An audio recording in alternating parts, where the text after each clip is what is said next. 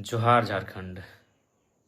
बहुत ही खेद और पीड़ा के साथ आपको सूचित करना पड़ रहा है कि हाय रे हमर सोना झारखंड। इस राज्य को बनाने में हमारे पूर्वजों ने खून और पसीना को एक कर दिया। इस राज्य को बनाने में हमने अपना सर्वस्व निछावर कर दिया और आज हमें क्या मिल रहा है? जान भी हमने दिया, जमीन भी उद्योगों के लिए हमने दिया और आज उन उद्योगों में एक मामूली नौकरी के लिए जान भी हमारी जा रही है। आज बीएसएल, जिसे पूरे भारत में, पूरे एशिया में जाना जाता है, जिस बीएसएल की स्थापना बोकारो जिला में आज से लगभग 50 वर्षों पहले की गई है। लगभग 33,000 एकड़ के आसपास जमीन का अधिग्रहण किया गया है और आम जनमानस की माने तो 64 मौजा 84 गांव विस्थापित हुए हैं, जिसमें 19 पंचायत तो आज भी ना नगर में रह गए ना गांव में रह गए।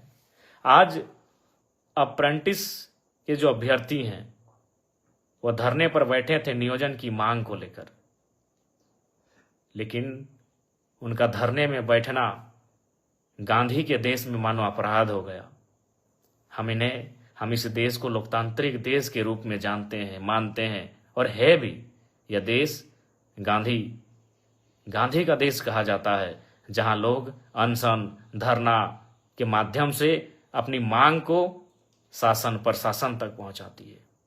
लेकिन आज बहुत ही दुर्भाग्य की बात है, बहुत ही दुख की बात है कि अप्रेंटिस के अभ्यर्थी जो धरने पर बैठे थे, जिनके बाप दादाओं ने बीएसएल को स्थापित करने में अपनी जमीन देने का काम किया है, आज सीआईएसएफ के लाठी चार्ज में शहीद हो गए। इसे शहीद ही कहेंगे, मौत नहीं शहीद कहेंगे, कि जमीन देकर बीएसएल बनाया और आज वहां नौकरी एक मामूली ही तो नौकरी होगी, 3rd ग्रेड या 4th ग्रेड की ही नौकरी होगी।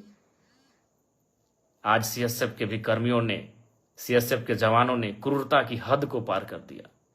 आज दर्जनों बार मेरा सीएसएफ के जवानों से सामना हुआ है, जब मैं किसी आंदोलन में भाग लेने गया हूं और सामने सीएसएफ के जवान पहरेदारी कर रहे हो, मैंने उनसे कहा कि ड्यूटी कीजिए, इस वर्दी में जो गर्दी है उसके भीतर एक हृदय है, एक मानवता है, उसका भी ख्याल रखिए।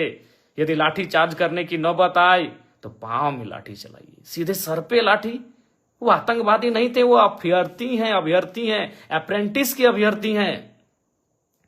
उनके बाप दादाओं ने जमीन दिया है। सीएसएफ के जवानों, जिस कारखाने की पहरेदारी करके, जिस कारखाने में आप ड्यूटी करके पगार और पेमेंट ले रहे हो ना, जिससे आपकी पत्नी अच्छा कपड़ा पहन रही है, आपके बच्चे स्कूल में पढ़ रहे हैं, जिसको आपने जान से मार दिया ना, उनके बाप की जमीन पर है वो। आप उनके बाप की जमीन की निगरानी करते हैं और खाते हैं, और आप उनको लाठी मार के जान ले लेते हैं। इतना क्रूर कैसे कि आप ड्यूटी की ट्रेनिंग ड्यूटी करते करते क्या आप संवेदनहीन हो गए? आपने अपनी संवेदना को खो दिया है सीएसएफ कर्मियों। इतनी क्रूर व्यवहार कैसे कर सकते हैं आप? खैर, जिसने भी सीएसएफ खुद, जिस जवान ने लाठीचार्ज किया है उसे बर्खास्त करे, सीएसएफ के जो आला कमान है, पदाधिकारी हैं, और नहीं तो ये आवाज राज्य में नहीं देश स्तरीय व्यापक आंदोलन का रूप ये धारण करेगा। और मैं आज विस्थापितों से हाथ जोड़कर प्रार्थना करता हूं, मैं एक विधायक की हैसियत से नहीं, मैं एक झारखंडी बेटा होने के नाते आपसे प्रार्थना करता हूं। 64 मौजा 84 गांव, पता नहीं 64 मौजा 84 गांव संख्या 65 है, 66 है या 84 की जगह 86 है, हमें नहीं पता एग्जैक्ट, क्योंकि हम तो चांची से आते हैं। लेकिन हम लोग बचपन से सुनते आए हैं 64 मौजा 84 गांव के लोग विस्थापित हुए हैं। आज तो कम से कम एक हो जाओ, एक बेटे की बेरहम मौत को देखकर तो एक हो जाओ। 64 मौजा 84 गांव बीएसएल के तमाम विस्थापित, आज तो एक हो जाओ। आप सभी से मेरा आग्रह है, एक विधायक होने के नाते नहीं, एक झारखंडी बेटा होने के नाते इस दर्द को समझ रहे हैं कि आज क्या क्रूरता है हमारे साथ। जमीन भी हम देंगे, जान भी हम देंगे, एक साधारण सी नौकरी की मांग के लिए हमें बेरहमी से मारा जाता है। मारा नहीं, कत्ल हुआ है। इसलिए आज तो कम से कम 64 मौजा 84 गांव के लोगों एक हो जाओ, और जितने भी संगठन बने हैं। सुने 28 संगठन हैं विस्थापितों के बोकारो में। सेल बीएसएल सेल में 28 संगठन बने हैं बोकारो में, अलग अलग नामों से, विस्थापित मोर्चा, युवा विस्थापित मोर्चा, संघर्ष विस्थापित मोर्चा, इनकलाबी विस्थापित मोर्चा। तो आज एक हो जाइए ना, अब तो एक हो जाइए। इतना बेरहमी के बाद भी अगर एक नहीं होंगे तो कैसे होगा। आज आप सभी से आग्रह है, एक हो जाइए। और तमाम विस्थापितों आपसे आग्रह है, विस्थापन की लड़ाई आप अपने भरोसे लड़िए। लोग समर्थन करते हैं, उनका समर्थन लीजिए। किसी राजनेता की अगुवाई में कभी आंदोलन मत कीजिए। अगुवाई आप स्वयं करें। विस्थापितों एक होकर इस आंदोलन की अगुवाई करें, निस्वार्थ भाव से करें। मरने से, ये सड़ सड़ कर मरने से अच्छा है लड़के मारा जाए। हम तो रोज मारे जा रहे हैं, कहाँ नहीं मारे जा रहे हैं, कभी भूख से, कभी दुख से, कभी चाबुक से। विस्थापित कभी भूख से मरते हैं, कभी दुख से मरते हैं, और आज बोकारो में प्रेम की मौत चाबुक से हुई है, शासन प्रशासन की लाठी से हुई है। इसलिए आज तमाम विस्थापितों से आग्रह है, तमाम आपसी गिले शिकवे को भुलाकर एक हो जाएं। मन व्यथित है,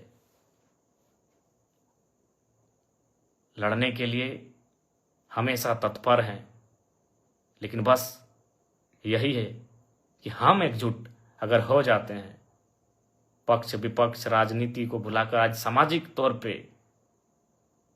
तो हमें लगता है कि आज बोकारो एक नया इतिहास देखेगा। और बिल्कुल विस्थापितों ने जो बोकारो बंदी का आह्वान किया है, बोकारो बंदी का समर्थन करते हैं। बोकारो बंदी का जो विस्थापितों ने आह्वान किया है, उस बंदी का समर्थन करते हैं। बोकारो ऐसा बंद होना चाहिए, बोकारो की धरती में ऐसा आंदोलन होना चाहिए कि हमारे पूर्वज भी हम पे गर्व करें कि हाँ, आंदोलन की बदौलत हमने ये राज्य लिया है। और मैं जिला प्रशासन, बोकारो जिला प्रशासन से ये मांग करता हूं कि जिस सीआईएसएफ के जवान ने लाठीचार्ज किया है, उस पर कानूनी, कठोर से कठोर कानूनी कार्रवाई हो। प्रबंधन की जो मनमानी है उस पर कार्रवाई हो। प्रबंधन जो गलत तरीके से, गलत नीतियों से संचालित हो रही है, उस पर कार्रवाई हो। यही सेल का नारा था। विस्थापित गांव के लोग कहते हैं कि जब तक बीएसएल सेल की चिमनी में धुआं रहेगा, तब तक विस्थापितों के हाथों में, घरों में नौकरियां रहेंगी। धुआं तो आज भी है, लेकिन नौकरियां कहाँ गई? धुआं आज भी है, नौकरियां कहाँ गई? हम आज तो बेमौत मारे जा रहे हैं, हम कुचले जा रहे हैं। झारखंड के तमाम विस्थापितों, बीएसएल कोई अमर हो के नहीं आया है। न बीएसएल ने अमृत तो पान किया है, अमृत का पान किया है। उसको साधन संसाधन हमारे बाप दादाओं की बनी जमीन पर बनी सड़कों से जाता है। उसे पानी टेनू घाट का मिलता है। अगर टेनू घाट का डैम का रास्ता एक दिन अगर दामोदर नदी में मिला दिया जाए, तो बीएसएल बाप बाप कर उठेगा। याद कीजिए विनोद बाबू का वो दौर, जब उन्होंने कहा था कि डैम, हमारी जमीन पर जो डैम है, अगर हमारी नहीं सुन रहे हैं तो पानी नदियों को दे दिया जाए। अगर एक दिन विस्थापित ये ठान ले टेनू घाट का पानी बीएसएल को जाता है, अगर उस पानी को अगर हम केवल शिफ्ट कर दें दामोदर नदी में, तो बीएसएल बाप बाप कर सकता है। आज बहुत दुख और दुर्भाग्य है कि हमारे साथ कितना क्रूर व्यवहार हो रहा है।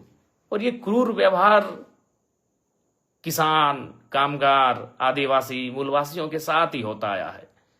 वो झारखंड हो, चाहे 2006 जनवरी का महीना कलिंगा नगर उड़ीसा हो, वहां भी लोग जमीन के बदले जान देने के लिए तैयार थे, और शायद 13 लोगों की जान ले ली थी।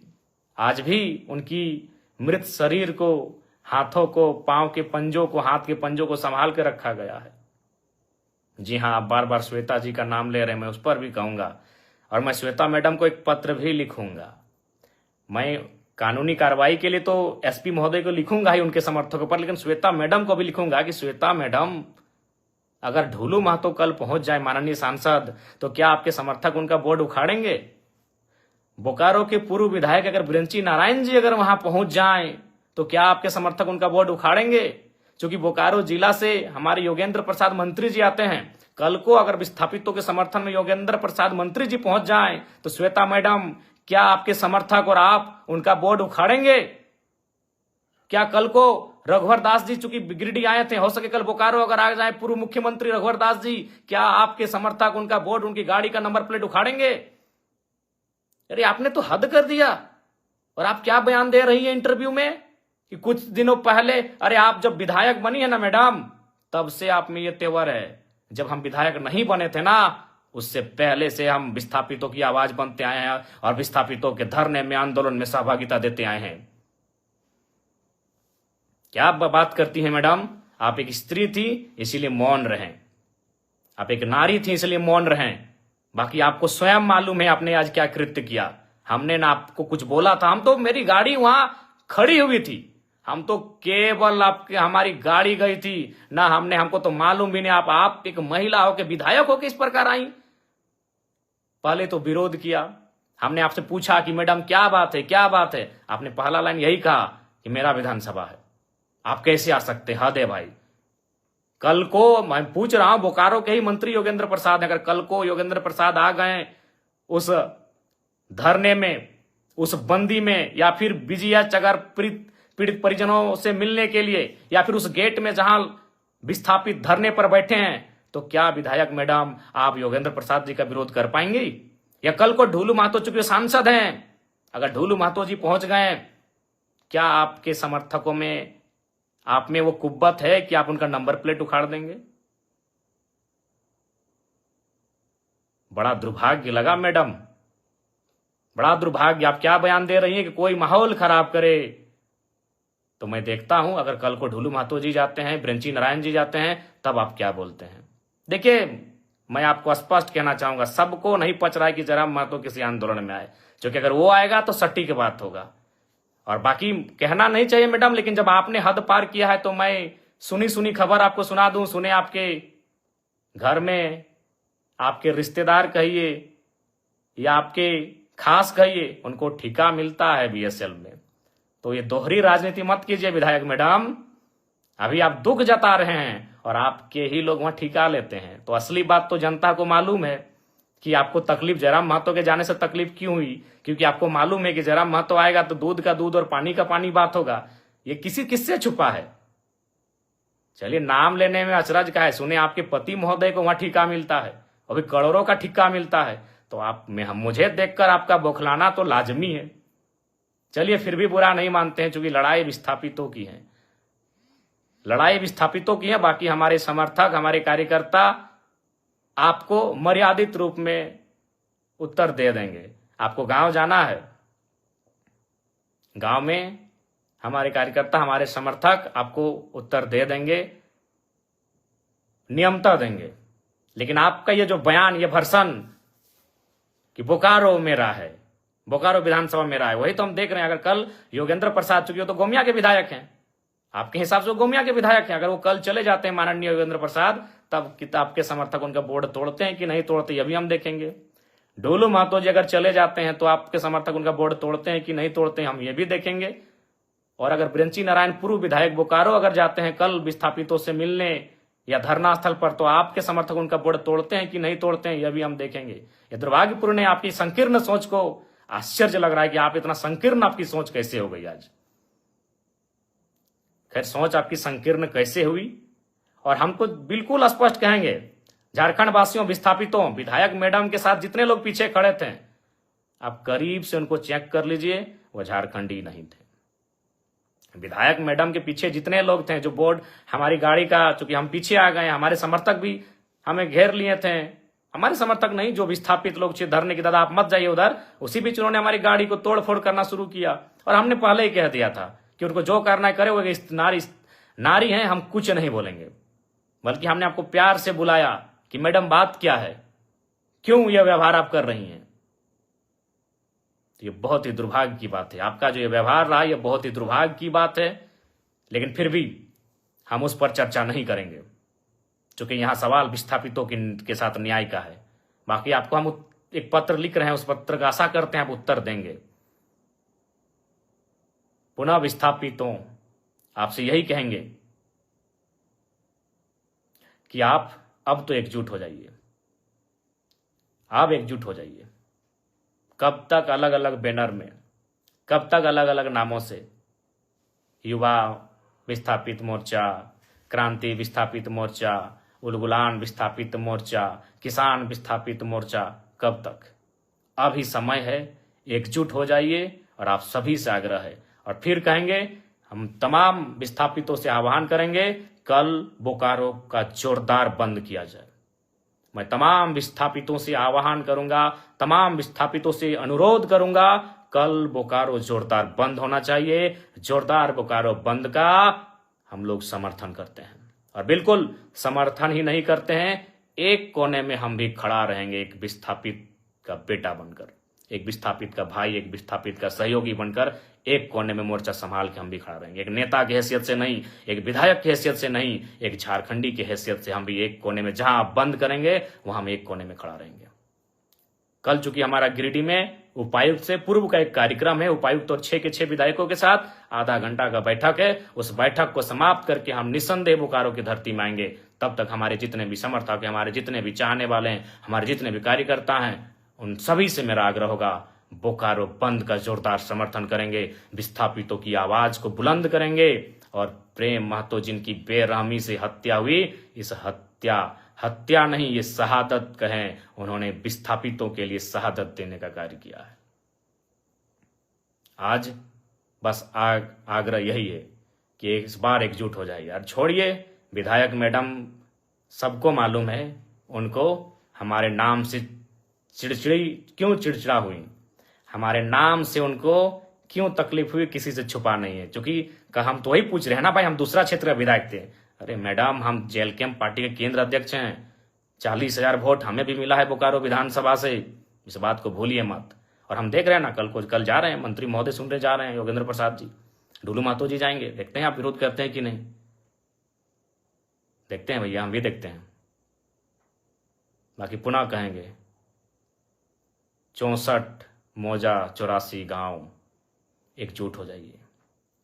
और सीआईएसएफ के जवानों, इतना क्रूर कैसे? भगत सिंह सही कहते थे कि आजादी तो हम अंग्रेजों से ले लेंगे, लेकिन क्या वो आजादी गांव तक जाएगी या अमीरों के हाथों में रह जाएगी?